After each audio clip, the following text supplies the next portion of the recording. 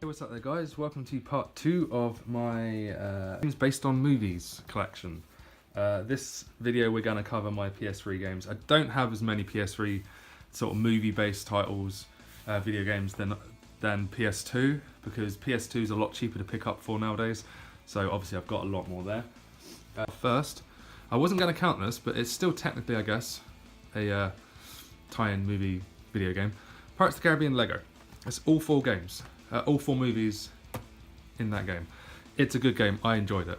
Good fun. You know, if I remember correctly, there isn't any talking in this one. I think this is another one where they just sort of, when they talk, they just go, you know, that sort of old Lego style. I could be wrong, but yeah. Next up, we have Spider-Man 3. This was basically kind of a copy of Spider-Man 2, but it was worse, I guess. The controls were very twitchy. The web slinging was still great, but the combat and stuff like that, it was kind of crappy. The graphics for the PlayStation 3 were kind of terrible. I mean, it's a HD game, but it didn't look like it. I mean, all the buildings looked all smudgy but I mean, I still completed it back in the day. I still had, you know, I still put a good probably 20 odd hours probably into it overall, just because it was a Spider-Man game. Who doesn't like swinging around New York as Spider-Man? I do. Next up, we have The Amazing Spider-Man for the PS3. I really enjoyed this game. I think this game's very underrated. I mean, it does a lot wrong, but it does a lot of stuff right. I mean, the graphics are good. The pop-in with the buildings and like the people and the cars and stuff like that, it's a bit annoying on the annoying side. But it's a decent game. The only criticism I would say is when you web swing off nothing. Like, you could be quite high up and you're web swinging off nothing, and that just kind of didn't make sense.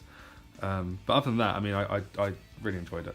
I mean, you can't go literally like really high above the buildings and web swing, but it's a bit stupid. You could be in like somewhere where there's one building and you're web swinging from the top of it. So next up, we have The Amazing Spider-Man 2. I originally got this on the PlayStation 4. And I got the Platinum Trophy for it, which was pretty much straightforward and simple. Out of these two, it's definitely the weaker one. On PlayStation 4, the graphics were okay. It was, I believe, released on round about the launch of the PS4, so the graphics aren't fantastic, but they're a step up from the PS3 version. But anyhow, I mean, I saw this a little while ago for, I think it's about £4, and I thought, yeah, screw it. Why not? Just buy it, just to say I've got it. And the thing is, I mean, this game, and this game, they're all Activision Marvel-based movie games, and they've all been taken off the digital store. You can't get this on disc or on the digital store anymore, for PS4 or PS3. Same with that, and I don't think you could get this on digital anyway, but they're all out of print because it was something to do with the licensing. Like, the license expired with Marvel, so they had to pull all the releases. So it kind of makes them collectible in that sense. Okay, next up we have Pirates of the Caribbean at World's End. This game didn't get great reviews upon release, but I originally completed it on the Xbox 360 and I enjoyed it. I mean, I'm quite a sucker for, after seeing a movie in the cinema or on Blu-ray or DVD, I'm quite a sucker for picking up the game because I want to be in that world more, you know. When I've seen a film, I want to play as those characters. I want to play the movie, you know. I want it to be interactive. So like I said, I mean, it's not a great game. It looks better on the 360. The PS3 version is a bit hit and miss, but the graphics are still fairly nice. The gameplay is, you know, it's very simple. There's no lock-in on mechanics or anything like that, but it's, you know, it's pretty decent. Not the worst movie game out there. Next up, we have James Cameron's Avatar the game. I haven't actually completed this game, if I'm being honest, because I mean, the movie is so beautifully shot. It's a very basic film, very basic plot, but the actual visuals are stunning. You know, the colours, like the UV and stuff like that pops in the movie. When they're sort of going through to see the what do you call it, Awa, the tree of Awa or whatever it's called, and it looks it's very gorgeous. But the game, it just looked boring, like colour. Yeah. Okay. Next up, we have Transformers the game. Back in the day, I really enjoyed this game. I played it again originally on the Xbox 360. It's not fantastic. The controls are a bit awkward, but I mean, it's good fun. It would be great for, like, if you've got kids that are fans of the Transformer movies, or fans of the Transformers in general. That is good fun. After that, we have Transformers: Revenge of the Fallen. again, not great, not terrible, not the worst movie game I've ever played. I got some enjoyment out of it. The multiplayer was okay, and yeah. Then after that we have Transformers Dark of the Moon. This is not great. I mean, the multiplayer sucks really, really bad. The maps are tiny, the lag is ridiculous, the hit detection, frame rate, everything is all over the place, and that's for both multiplayer and single player. Like, you can tell that they rushed that game out just to release it for the movie. It's an easy platinum if you're a trophy hunter, so it might be worth you picking it up for that, but it depends, I guess, because there's online trophies as well, so it depends if people still play it. And the last time I played it was about a year and a bit ago, and there was probably about 4 or 5 people that I managed to get in a game with, so it's still possible, I guess. But next up, we have one of the better movie tie-in games, X-Men Origins Wolverine. Now, this game, as you can see, is an 18, and it is gory. It's gory as hell. Every time you kill someone, he either slices them up, he cuts their head off. You know, it's very gory. It's a very good game. It's good fun. Like I said, it's very linear. There's little secret bits for you to go find. There's little bits of the map that you can explore, but generally it's quite linear. But that's not the reason why you play it. But you play it because you get to play as Wolverine cutting people up. As messed up as that sounds. Right, next up we have Green Lantern Rise of the Manhunters. Main reason I picked this up is because there's just no Green Lantern game on the PlayStation 3 or PlayStation 2. I mean, there might be on other consoles, but I thought, well, I love Green Lantern, so, you know, not necessarily the movie, and the movie was okay at best. It felt more like a Marvel movie than anything else, but I love, you know, the Green Lantern character, and I thought, well, I want to play as Green Lantern, so I picked this up, and again, it's a really easy platinum trophy. Very linear. There's literally nowhere to go and explore. It's basically, again, like, you know, it came at a time when God of War was sort of like the staple of these sort of games, and it's kind of follows along that sort of line, like, you know, going through the place, beating people up, but obviously you're using your willpower instead of your Chains of Olympus. After that, we have a surprisingly good game, or surprisingly fun game, should I say, Toy Story 3. I still, to this day, have not completed this game. I don't know why, but I've had it for so long, and you know, I've never completed it. I mean, maybe I'll go back at some point, but it's actually a good game. It's a good little sandbox game, and you know, if you're a fan of the Toy Story movies, you'll love that game. Of course, we have Ghostbusters, the video game.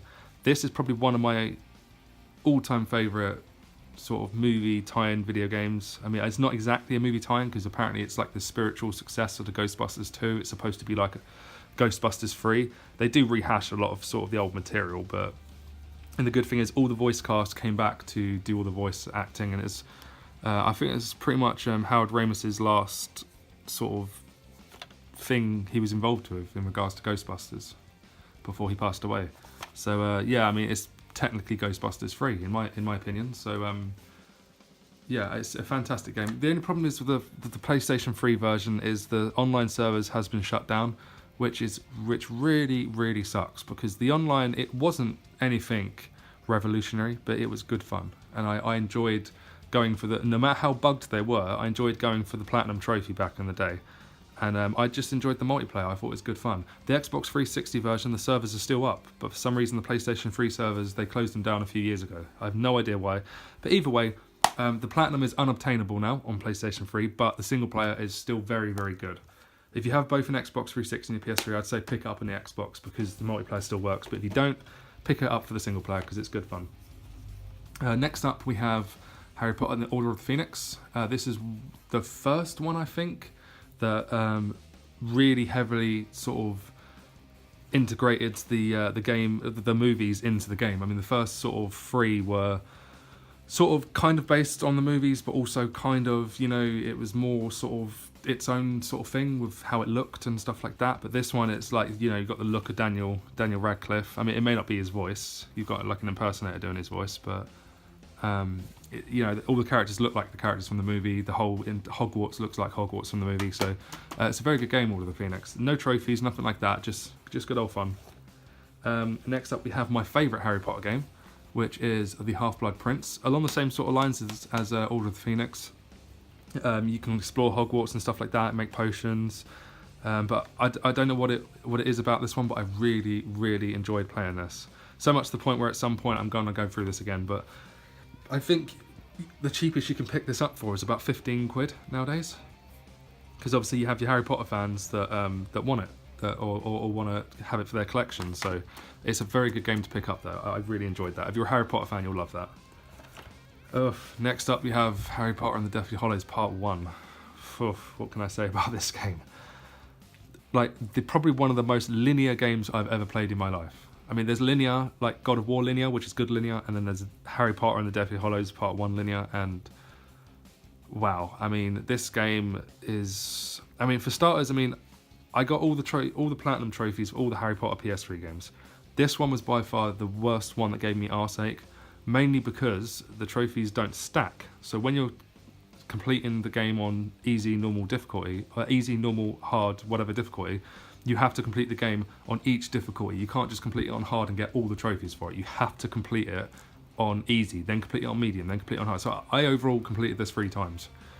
And the game itself is not great. I mean, it's I suppose if you can pick it up for like £3, you know, and you're a massive Harry Potter fan, it's worth it. But it's not worth it in general. Next up, we have Harry Potter and the Deathly Hallows Part 2. I actually quite liked this. I watched some reviews for this video that were less than stellar, but coming on the heels of Harry Potter and the Deathly Hallows Part 1, I felt like they learnt a lot. It's definitely more on the lines of like a third-person shooter. But yeah, it's better done than Harry Potter and the Deathly Hallows Part 1. For starters, it doesn't feel like you're that closed in. It feels a bit more open. I mean, it's not really that much more open than the first game, but it feels a bit more open. It feels a bit more, you know, like you can explore a bit more. But I just overall thought it was quite fun. It was fun playing the characters from the movies. And you get to play several of the characters from the movies, actually. Yeah, it plays 8 characters, each with unique heroic missions. Whereas Deathly Hallows, obviously, you're just playing as Harry Potter. So it's like I think it's like the first time you could play as... Oh, no, wait. I think the PlayStation 2 Prisoner of Azkaban, you could play as Ron and Hermione. But this one, you could play as, like, a lot of different characters, like Jenny and, you know, etc. But yeah, I mean, overall, that one, it was definitely a step up from that one. But it's you know, it still had its problems. But overall, I think Harry Potter Half-Blood Prince is my favourite Harry Potter movie game. Anyhow, that's it. That's my current PS3 movie collection. I'm a sucker for movie games. I don't know why. They rarely release them nowadays. You don't see movie games nowadays, and if you do, it's usually a iOS or Android game, which is free with loads of microtransactions, or it's like a runner game where you've just got to sort of go side to side collecting coins or whatever. But they were a big guilty pleasure for me growing up. I loved being sort of just thrown into the world of the movie. And, you know, I'm kind of sad in a way that doesn't happen anymore. But then again, I suppose a lot of people are happy that it doesn't happen anymore because 9 times out of 10, the movie game sucked. But I mean, you know, whether they sucked or not, I still had enjoyment out of these. The movie games that I used to have that I'm missing is Iron Man 2. I got the Platinum trophy for that back in the day. And, you know, it weren't great, but it was an Iron Man game, you know. I never actually played the first one, but Iron Man 2, I played that. That was pretty good. I want to pick up at some point Captain America Super Soldier, because I've heard that's pretty decent. I want to pick up 4, movie game. Apparently it's rubbish, but, you know, it's cheap. So at some point I'll grab that. And there's a few others that I'm looking to pick up. But I'm always on the lookout in CEX and like eBay and stuff like that for movie tie-in games. But yeah, that's it for me. What video games do you like? Are there any that you recommend to me? Let me know in the comments. Like, subscribe, and I'll see you in my next video. Thanks for watching. Bye bye.